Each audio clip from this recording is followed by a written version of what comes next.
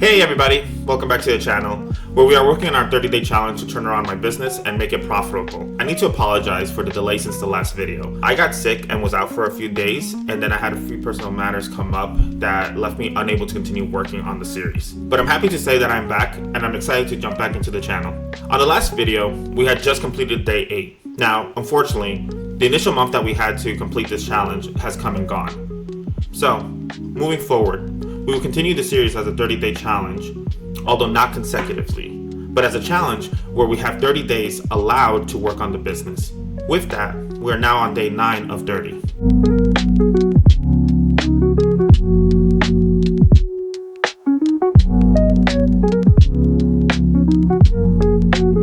Today, I wanted to use this time to focus on something a little bit different regarding the business.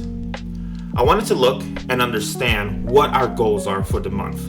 Essentially, what is it that we are wanting to accomplish these 30 days? Essentially, what the sales target are, how much revenue we need to make.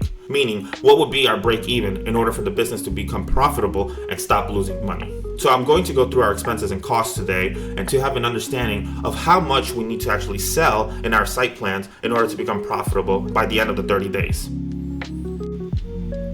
So for us to understand what our goals are for the next 30 days, we need to perform a budget and break-even analysis. A business's break-even is essentially when revenue equals expenses. The analysis we need to perform in this case is we want to understand how much revenue we need to make in order for it to equal expenses. So at the end of the day, we know we have made either a profit or at least we haven't made a loss. So in the analysis, where we want to start out with is understanding what our expenses are. Because if we know how much our monthly expenses are, we will have a better understanding of what our target revenue is for the month. Taking a look at monthly expenses, we can essentially break it down into 2 categories. Monthly expenses can be broken down into cost of goods sold and operating expenses. Let's begin by reviewing our cost of goods sold. Our cost of goods sold for fast site plans is 15% of sales, which means that for every site plan that we sell, that being one of our basic plans, our standard plans, or our premium plans, it directly costs us 15% to make that sale, which then leaves us with our gross profits. The resulting gross profits are what we then have available to work with to cover our operating expenses. Knowing now what we have available to work with to cover our operating expenses, we can begin looking at our operating expenses in detail. Specifically, what makes up our monthly expenses. For us, our monthly operating expenses can be broken down into 2 types of categories: recurring expenses and non-recurring expenses. For us, our recurring expenses consist of labor, insurance, rent, software, which for software we have project management software, we have our email software, and as well as our CAD software. And then finally, we also have marketing expenses each month, and that includes Google ads and Facebook ads. For non-recurring expenses, we do have occasionally graphic design work that we need to get done, as well as website edits here and there. And for now, specifically for this month, for example, we are looking at acquiring a couple of filming equipment so we can create some new content. So we're gonna have that expense this month that we typically would not have. Now that we have our operating expense line items, we can start by filling in how much we spend on average for each category on any given month, and budget out what our expenses will be for this coming month. Our monthly labor cost right now is $910. Our monthly insurance premiums are $65, and our rent, we want to be able to cover this month's rent of $1,000. For software, we have a project management software that we pay each quarter. Our payment is coming up this month, and we will need to be able to cover that invoice. Typically, we would want to amortize this expense and divide the cost over the period, but since we did not do that, we will need to be able to cover the full amount this month of $370. Our monthly Gmail service is $55. Now, our CAD software, we have to pay our subscription annually. Similar to our project management software, we should be amortizing the total expense each month. However, we currently will not do that and plan on fully covering that expense the month of the invoice. So for this month, we will not have a CAD expense. For marketing, we decided on setting a $2,000 budget for this month. And for Facebook ads, we're looking at starting off with a $5 daily budget, totaling $150 for the month. In regards to our non-recurring expenses, we can budget out $25 for graphic design work this month, and $200 for some website enhancements.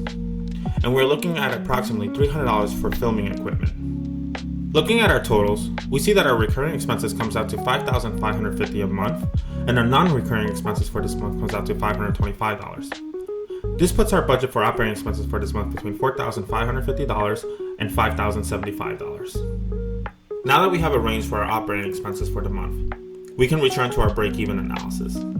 Since our operating expenses for this month is between $4,550 and $5,075, we now know how much we need to make in order to break even.